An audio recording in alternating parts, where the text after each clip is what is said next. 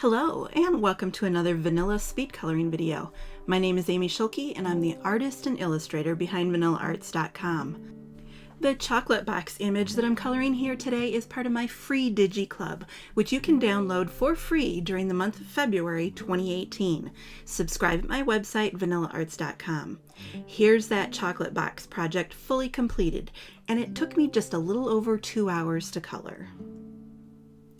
We're joining this project in progress because I've saved the background process, making it an exclusive part of the online chocolate box class. So take the class and you'll get full details on how to create this style of ultra smooth and color intensive background. The chocolate box project was born out of my frustration with the lineup of Copic markers. Yes, I know they make 358 colors, but time and time again, I find myself banging my head against the wall because Copic simply doesn't make markers that are dark enough. I would say for about 75% of my images, Copic doesn't make a dark enough red or a dark enough green or a brown to create the realistic depth of color that my images require. Yes, you heard that right. Most of the time, a level 9 Copic isn't dark enough, and here you see me having to create a darker brown than Copic makes. The chocolate box class, it teaches you what kind of situations require these ultra dark colors and how to create the appropriate colors for your situation. So while we're coloring chocolates in this class, the method is totally applicable to creating darker greens, darker reds, darker purples.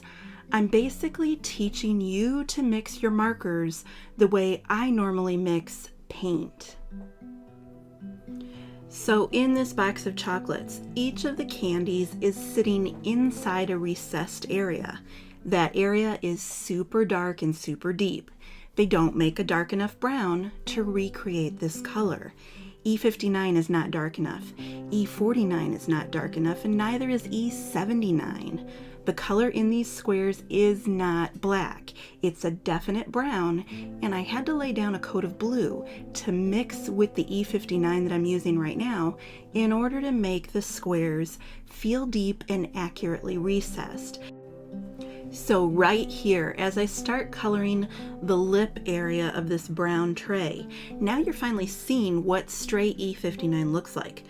I know you usually look at that marker as being one of the darkest markers that Copic makes, but see how light it is compared to the color that I've created using blue.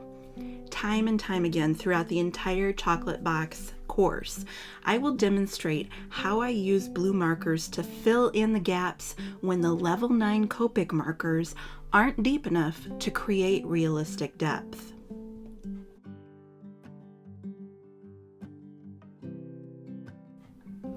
I'm using an E99 here, and that's another marker you thought was dark. But watch, even an E99 needs a little help to get it dark enough to create a photorealistic box with the right depth and the right amount of realism to make it look like it's popping right off the page.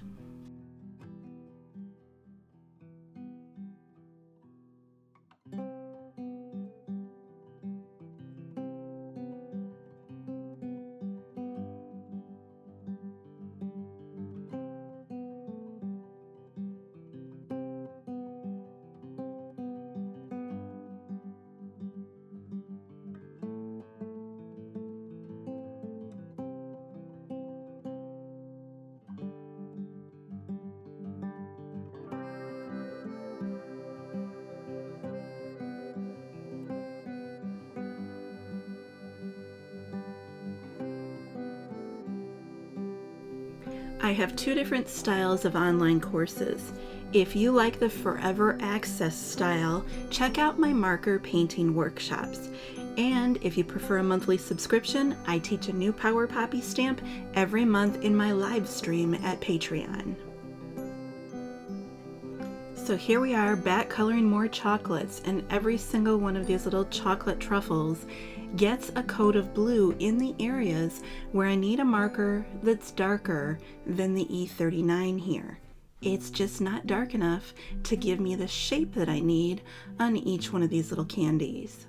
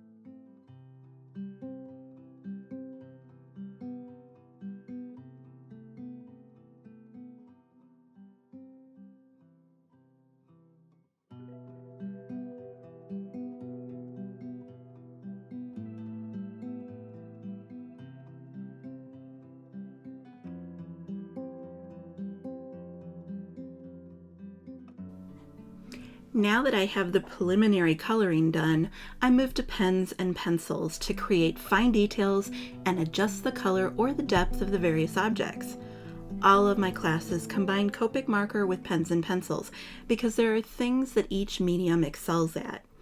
Copics are wet and juicy, but they can't do teeny tiny details. Why struggle when you can shift to a finer point pen? And pencils, they're an ideal way to modify and improve the look of your marker projects. You can create texture and effects with pencils that you simply can't do with big fat juicy markers. Mixing the mediums gives you the best of all possible worlds.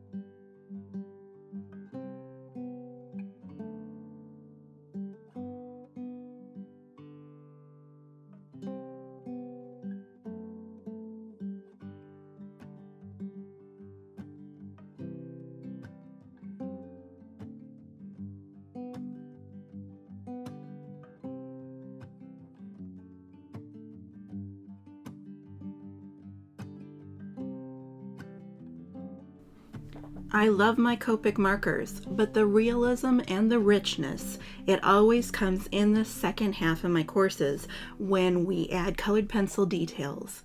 And you can totally learn to do this too. Sit back and watch as I add magical touches with these pens and pencils.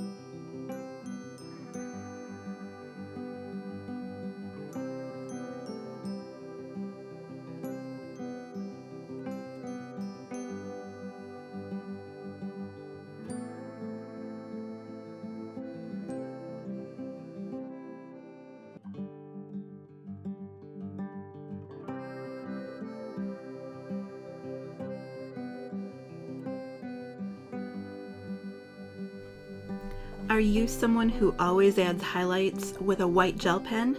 Ugh, ditch that thing for something that gives you real looking highlights.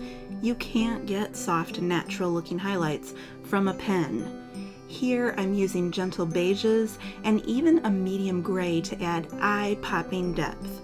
You'll learn all of this in the Chocolate Box online class, how to take your dark markers and make them darker, and how to add life with highlights that are anything but white.